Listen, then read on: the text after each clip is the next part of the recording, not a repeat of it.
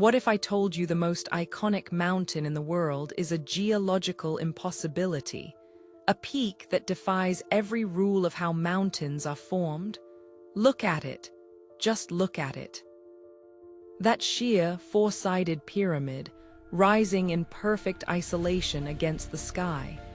It's the mountain of dreams, the peak on every chocolate box and postcard. But behind that perfect silhouette lies a secret. The Matterhorn isn't just a mountain, it's a paradox. Because according to the laws of geology, it shouldn't be here at all. To understand why, we need to go back, way back, before the Alps even existed. Picture a world where Europe and Africa were separated by a vast, ancient ocean. On the seafloor, layer upon layer of sediment was slowly building up. Sand, mud, the skeletons of tiny sea creatures. This went on for millions of years, compressing into solid rock. Then, around 65 million years ago, the African tectonic plate began to push north. It collided with Europe. Slowly, relentlessly, the seafloor was caught in the middle. It had nowhere to go but up. This is how most of the Alps were born, a massive, crumpled rug of rock pushed skyward. But the Matterhorn is different. It isn't part of that crumpled rug. It's a piece of Africa stranded in Europe. That's right. The summit of the Matterhorn, the very tip of that iconic peak, is made of rock that originated not in Europe, but in the ancient African continent. It's a geological orphan, a piece of one world thrust on top of another. During the colossal collision, a huge slab of African rock was shoved over 50 miles north, sliding on top of the European base. Over millions of years, erosion carved away everything around it. The softer rocks wore down, but this hard, resilient block remained. The glaciers did the final sculpting, sharpening its edges, carving its dramatic faces, leaving behind the solitary pyramid we see today. So the mountain is a lie. A beautiful, magnificent lie. It looks like a single, unified peak, but it's actually two different worlds fused together in a violent embrace. And this strange origin story is the very reason it's so deadly, because that same geological violence created its infamous instability. The mountain isn't a solid block. It's a pile of layers tilted at a precarious angle. The rock is constantly shifting, fracturing, and breaking away. This is why the Matterhorn has one of the highest fatality rates of any alpine peak.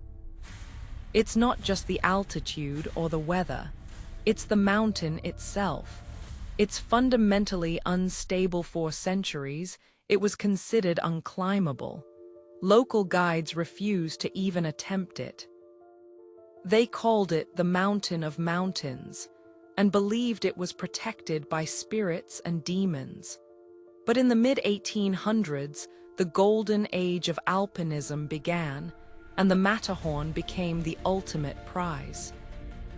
The race for the summit was on, pitting England against Italy, ambition against superstition. The story of the first ascent is a tale of triumph and immediate tragedy. On July 14, 1865, a team led by English illustrator Edward Whymper finally reached the summit.